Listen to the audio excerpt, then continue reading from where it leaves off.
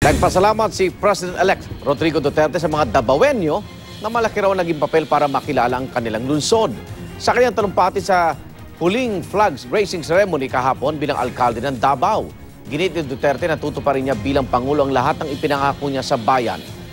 Hindi raw siya natatakot sa banta ng impeachment dahil daw niya ang isang gobyernong tapat at walang bahid ng korupsyon.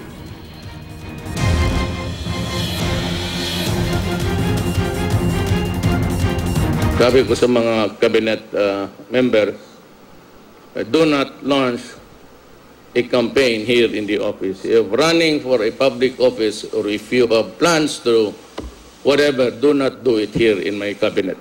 Impeachment na ka. Go ahead. Wala yung problema sa ako. I will insist what I promise to the people. Tutuparin ko yan, baski sagasaan ko, baski sino. And I stake my honor, my life, and the presidency itself. Even if I lose it,